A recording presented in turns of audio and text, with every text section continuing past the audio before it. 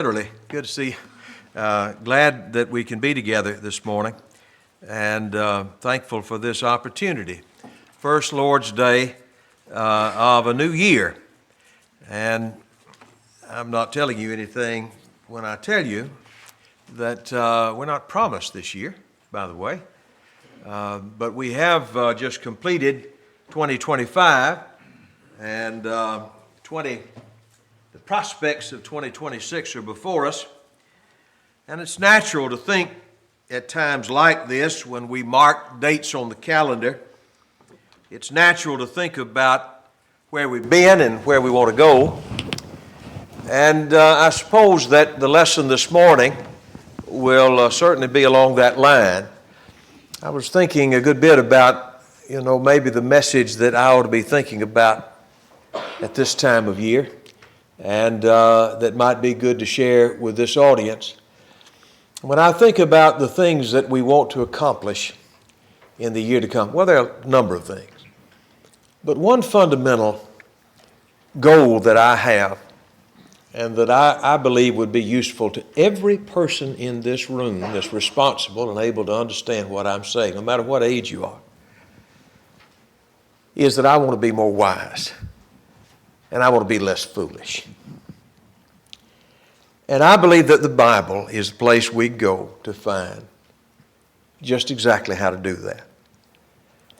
And when I think about the wisdom literature, we plan, Lord willing, I believe it's on the schedule for July, August, September of this year, in the auditorium class, the adult class, and then it'll be the next quarter in the rest of the classes. We're going to be looking at a survey of the wisdom literature, and I look forward to that study. But I'd like to encourage you to be reading that material even now. Incorporate that maybe as you're beginning the year and maybe going through and reading the Scripture again.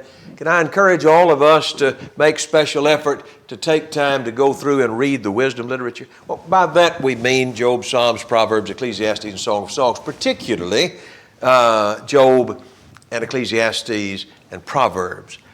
The poetry, but the wisdom literature, I think, is largely thought of as being those three books. And the reason for that's simple, because it has the answers we need. Now, the whole Bible is wisdom, but these are books that are concentrated on wisdom itself. And there's no greater example of that than the book of Proverbs. It's the book that helps us understand what wisdom is, how to get it, and what it looks like in our lives. If you open the book of Proverbs, and I encourage you to do that, but in Proverbs 1 and verse 1 of the Old Translation, it reads this way: The Proverbs of Solomon, the son of David, king of Israel. To know wisdom and instruction, to perceive the words of understanding, to receive the instruction of wisdom, justice, judgment, and equity, to give subtlety to the simple, to the young man, knowledge and discretion. A wise man will hear and will increase learning, and a man of understanding shall attain unto wise counsels, to understand a proverb and the interpretation, and the words of the wise and their dark sayings. Whoever you are, the book begins, God can help you. Can help you to be wise, to help you to be more wise, to help you to see and understand. He uses that word wisdom. It's a challenging word, it seems to me, to define. It ought to be rather simple, shouldn't it? What is wisdom? How would you answer that? Don't answer out loud, but how would you answer that if somebody asks you, what's wisdom? You may have an answer that you like. Somebody might say, well, it's the opposite of folly. Well, thanks. Yeah, that's true. But, it's a little difficult for me, at least, to articulate and to put into words in a small capsule. What is wisdom? And I'm not the only one, apparently. When you begin to read these definers and the scholars and the smart folks, they describe and define wisdom variously. The International Standard Bible Encyclopedia, that's a good resource for Bible students. And this is what they say about wisdom. It is the art of reaching one's end by the use of the right means. McClintock and Strong, writing about the same subject, right, in a general sense, a comprehensive knowledge of things in their proper nature and relations, together with the power of combining them in the most useful manner. Wilson, in his word studies, writes, to have understanding. Well, they're not exactly wording that the same way, are they? But I don't think any of them are wrong. What is wisdom? It's an art, it's knowledge, it's understanding. It's a skill. You know, it's interesting, the Hebrew word, I don't think about Hebrew, but the Hebrew word that's used, wisdom here, is a word that's used in different contexts, even in the Bible. A lot of times it's used just of somebody who's really skillful at a job. You know, it might be a skillful potter or a skillful at some other art or some other work. And so it's a word that has a secular use as well. And it can be used of people who are not even good people. Over in 2 Samuel 13, we'll not go back and look at that reference in detail, but you remember Jonadab there? Jonadab was supposed to be the friend of David's son, and he encouraged him to commit fornication, adultery, incest with his own sister. He wasn't a good guy, but he was one of these shrewd fellows that just had a skill. He knew how to manipulate and how to influence. Well, that was also considered a certain type of wisdom. But the wisdom we're talking about in Proverbs, not that kind of wisdom, is it? The wisdom we're talking about in Proverbs is not just a shrewdness. It's based upon the fear of the Lord. 14 times we find that expression, if I've counted right, in the Proverbs, by just the Proverbs. For example, in Proverbs chapter 9 and verse 10, the fear of the Lord is the beginning of wisdom, and the knowledge of the holy is understanding. That says something really important. There are a lot of smart folks in this world, shrewd people, that's the word we use in this world, but they're not wise in the Bible sense. You know, this is not the same as intelligence. It's not the same as effectiveness in a worldly sense. There are a lot of people, they're really effective at influencing and manipulating, but they're the opposite of true wisdom. I like what one fellow wrote about this. A guy named Derek Kidner, you probably never heard of, it's okay. But he was a religious writer, an Anglican, I think he was, probably gone now. But I've read several of his books. You know, he wrote a commentary on Ecclesiastes, it was really interesting, and some other stuff. He really had a great way of putting things. And I like this paragraph. This is from, he had an entry in what's called the Erdman's Handbook of the Bible on this subject. And he writes, secular philosophy tends to measure everything by man and comes to doubt whether wisdom is to be found at all. But the Old Testament, with this motto, the fear of the Lord is the beginning of wisdom, turns the world right way up with God at its head. His wisdom, the creative and ordering principle that runs through every part, and man, disciplined and taught by that wisdom, finding life and fulfillment in His perfect will. That's really well said. Now, a lot of folks in this world who think they know what wisdom is and think they're wise and they're anything but. But when a man finally gets it and puts God in His proper place in his thinking, then everything makes sense. And now we can find wisdom. I think that's exactly what the writer of Proverbs meant. The fear of the Lord is the beginning of real wisdom. Until you get that right, he says to me, you're never going to be much more than an educated fool. Blunt, but true. One way to think about being wise, then, is the fact that it's the getting in line with God's will that makes the rest of it work. I've used this illustration before, and I'm sure others have as well. It wasn't that long ago, gasoline was even more expensive than it is now. But for whatever reason, it'll always be this way. Diesel is always more expensive than gas, which is really tough on folks who make a living driving.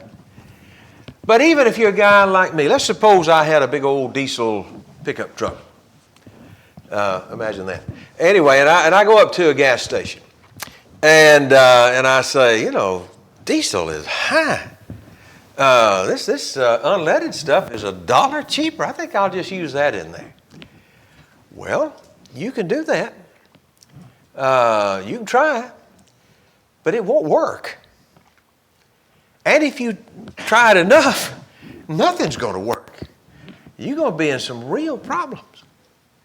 Now the point is, based on what the writer told us, God did not make man to run on sin. You can try that, but it will not work. And if you try it long enough, nothing will work. You're going to burn it all up and all out. And there are just millions of people in this world who are just shells of human beings, who have given their lives to sin and devoted their mind to evil, and they're so twisted.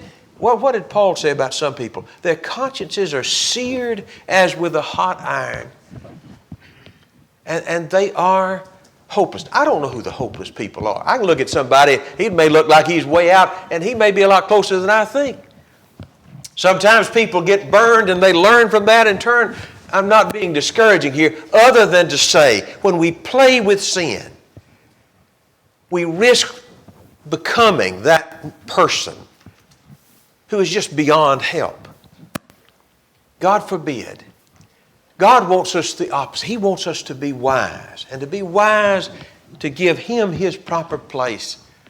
So that's what I want to think with you about in a few lessons. That lesson exemplified and repeated over and again from the book of Proverbs. God's ancient wisdom, one fellow called it, for the living of our lives. One of the things that wisdom does for us, I love the description of wisdom in the text we read in the beginning there, the very first words of this book. And I know we've pointed this out before, but indulge me here because it's good for me to think about this. There are three verbs that are used here in the first few verses in describing wisdom, and really in effect telling us what wisdom demands of us and what it will do for us, that are just really powerful. What about wisdom? Well, you got to know. And that's what wisdom is knowing and perceiving, and it's about receiving. Let me think with you about those three things. In the first place, what is wisdom? Wisdom involves knowing. This is a good formal definition of this Hebrew word that's used here that we translate know. Again, Mr. Wilson writes, to know means to be sensible of, by sight, by touch, but chiefly in the mind. Hence, to understand, to mark, to observe with a purpose, that which comes unexpectedly or suddenly. Men are said not to know. And so knowledge is more than just maybe being able to repeat a fact. It suggests the idea of a certain depth of understanding, of knowing what's going on, and knowing where that leads. I think it's fair to say that wisdom involves sight, yes, but also foresight as well. I can't think of a better example, maybe, of that than the one that the Lord taught. I've said before, Luke 16 must be the most unusual sermon, at least we have recorded, that Jesus ever preached. I mean, it is a strange lesson. There was a certain rich man, the chapter begins there, Jesus talking to his disciples. There was a certain rich man which had a steward, and the same was accused unto him that he had wasted his goods. And he called him and he said to him, how is it that I hear this of thee? Give an account of thy stewardship, for thou mayest no longer be steward. It's obvious what's happened here. Here's a man it's not his stuff. He's been put in charge of somebody else's stuff. There's a trust involved in that. And yet what's the man done? He has wasted his goods. It's the idea of to just run through the fingers, as it were, of this man. I've used the illustration before. You take maybe one of our little ones, a little unsteady on their feet, and we say, okay, take this cup of water and put it on the table. Well, you know good and well, if there's any distance there, most of that water's going to be on the ground. They're going to spill it. It runs through them. Well, that's the same way with this fellow. He had run through somebody else's money. Wastefulness, thoughtlessness. And he's caught in that. He's got to give an audit, or got to go through an audit here. And he says to himself, what am I going to do? I'm out of a job. He said, I'm too weak to dig, and I'm too proud to beg. I'll tell you what I'll do. I'll steal. That's what I'll do. And so he had a plan that he put into practice. He said, I am resolved, verse 4, what to do that when I am put out of the stewardship, they may receive me into their houses. So he calls his Lord's debtors. And he says to him, how much you owe? Well, let's just take these bills and scratch that out, and let's put in there half the amount. I've saved you half of this amount. Remember me. And he does that again, and he does that again. And here's the lesson. Jesus said in verse 8 that the Lord, that is the fellow who was the owner, commended the unjust steward because he had done wisely. For the children of this world are in their generation wiser than the children of light. There's again that use of the word shrewdness, but what Jesus is not commending dishonesty. What he's commending is the ability to see not just where I am right now. That's more than some people know. How many people in this world don't think about where they are right now? They're running 1,000 miles an hour, as it were, right into a brick wall, and they do not see it till they hit it. There's so many people who are blind that way. Wisdom will help us see where we are, but more than that, see where we're going and see what's next. And that's what Jesus commended this man for. Of course, he was mocked by his enemies. They didn't get it. But the Lord was teaching a lesson, maybe in an unusual way, but in a great way, saying, it's a shame that my people, God's people, don't have as much foresight as this old scoundrel did. Where are you going? Where does this all lead? Great question. Important question. That's what wisdom will teach us to do. There's so many people who, it seemed to me, are led by the philosophy, just do it.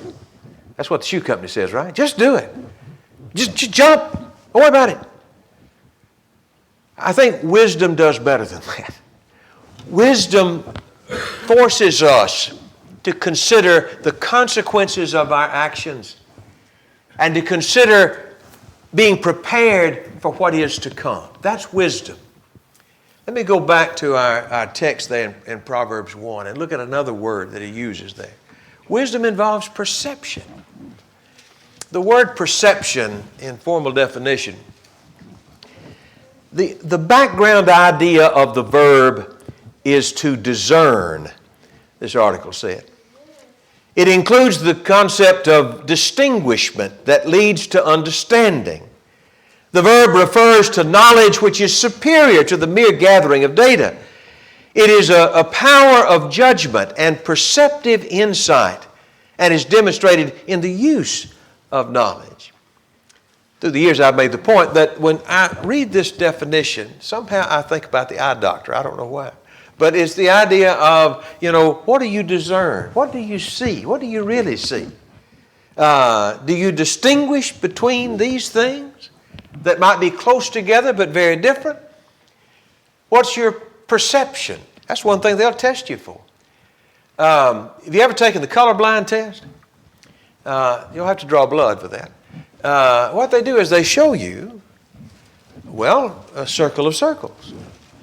And if you have a certain limitation on your vision, that's all you see. You see a circle of circles.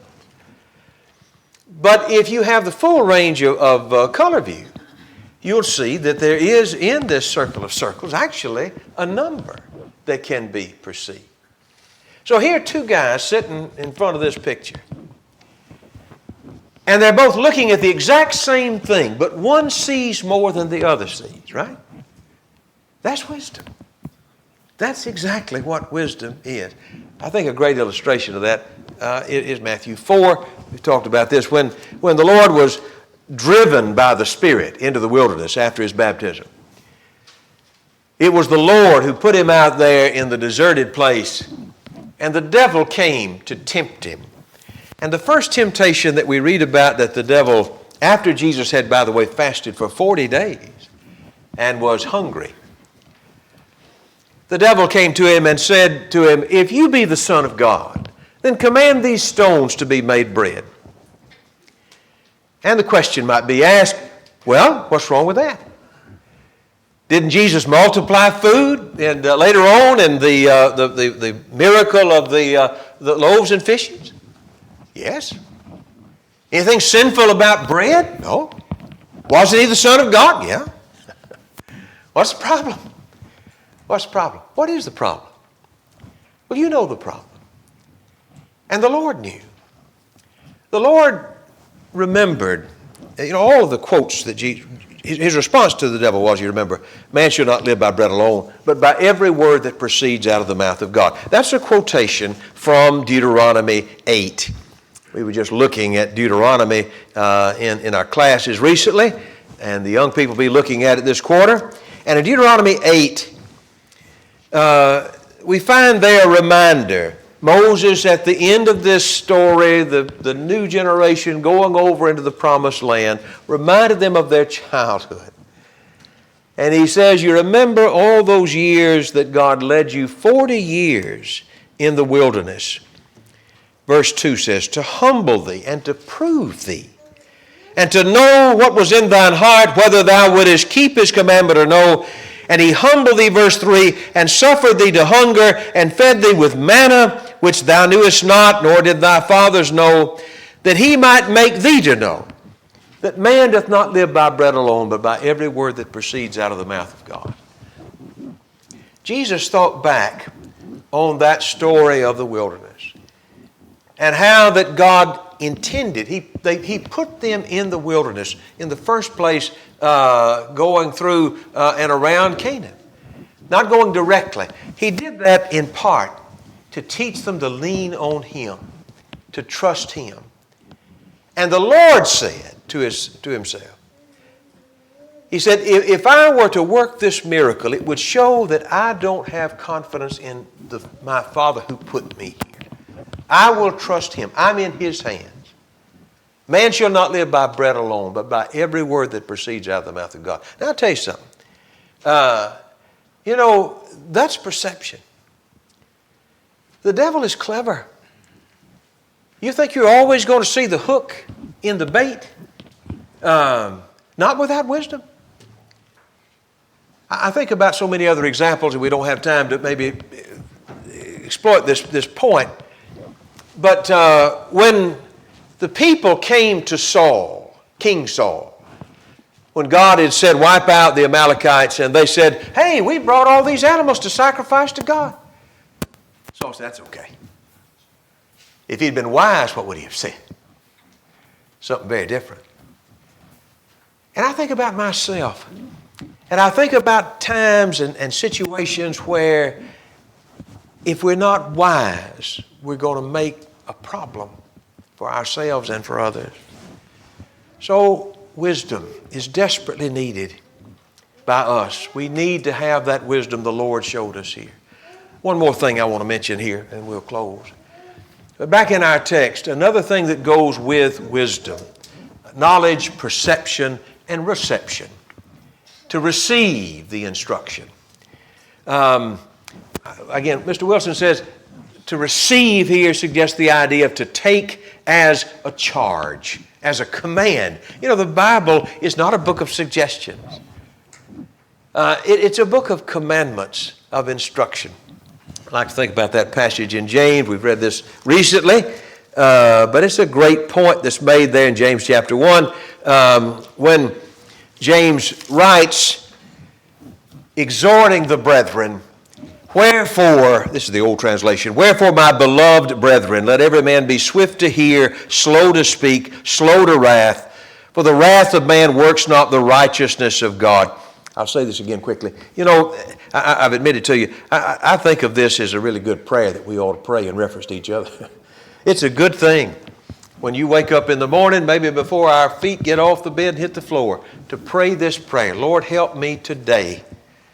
I don't know what's going to happen today. I don't know how I might be tested today. I don't know what opportunities and open doors you have for me today. But help me today in every way to be swift to hear. Not interrupting, not over-talking people. Swift to hear.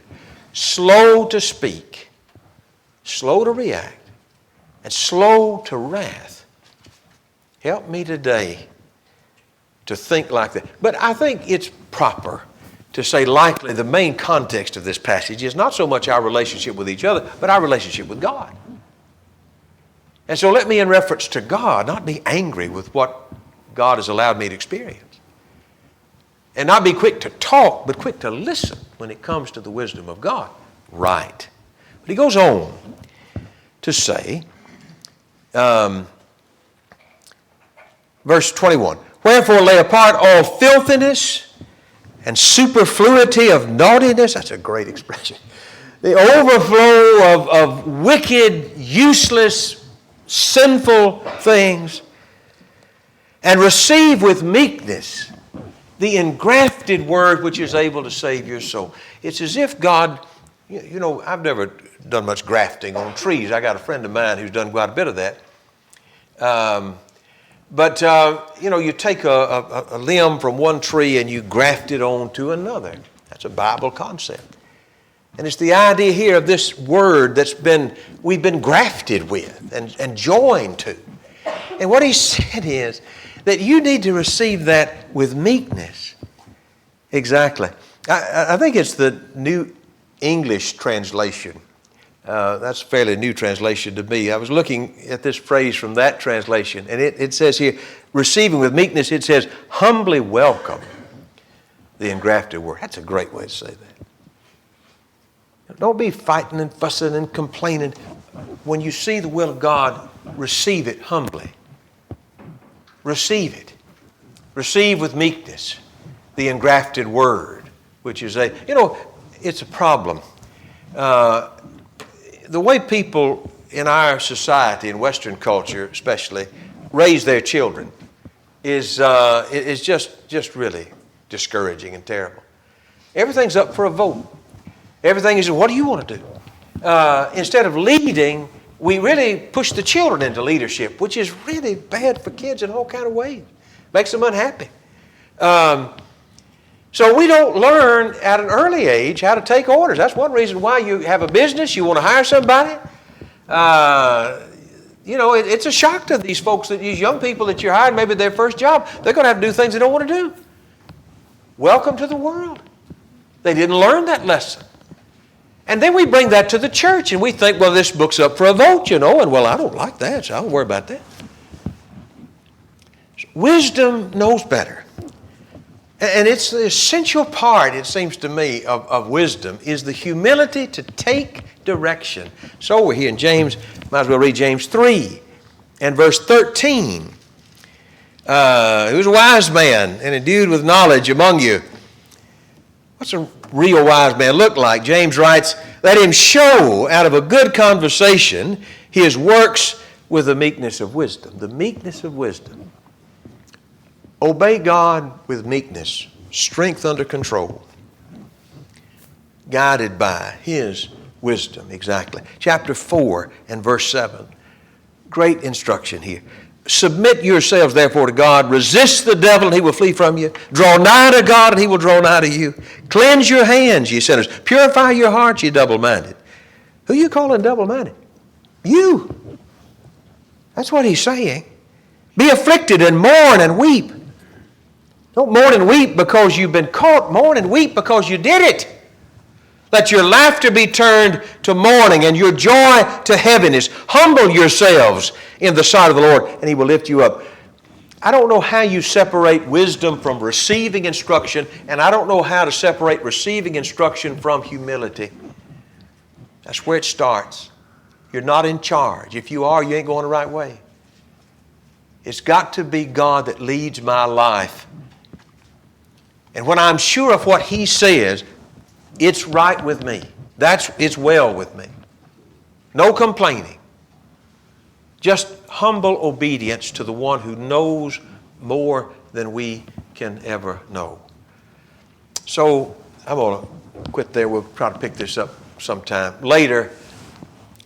But I believe this. We can find the right way to live. That's the good news. Let's go back and look at that last part of the text we read this morning. In chapter 4, What wisdom does is it gives subtlety to the simple. The young man, knowledge and discretion. The wise man will hear and increase in learning. Wisdom is a choice.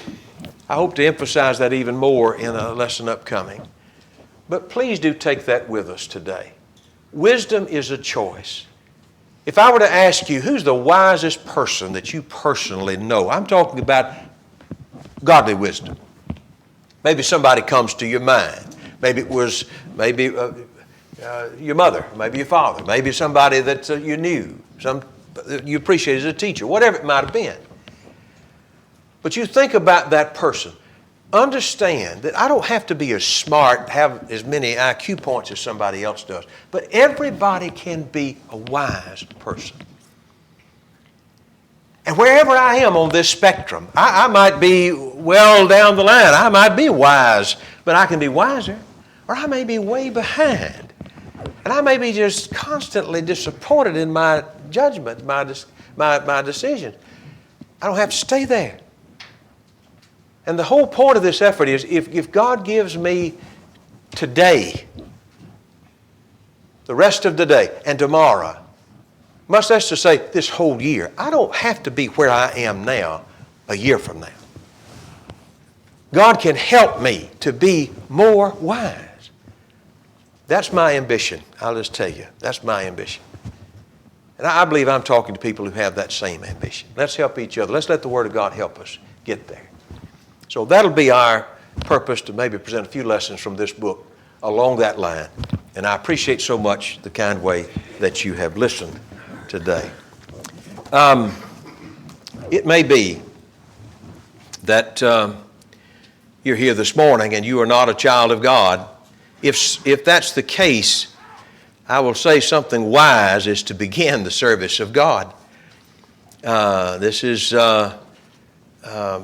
essential. This is the thing that makes all the difference. And if that's your desire today, you believe Jesus is the Son of God, you know that, and you're willing to repent, that's the tough one. Turn away from everything that displeases God and just be devoted to Him. He's the Lord and I'm the slave. But how worth it? How worth it? I'm going to live for Him. Well, confess His name. Be baptized into Christ. Be raised to walk in newness of life. That's the choice He puts before us, the call that He offers.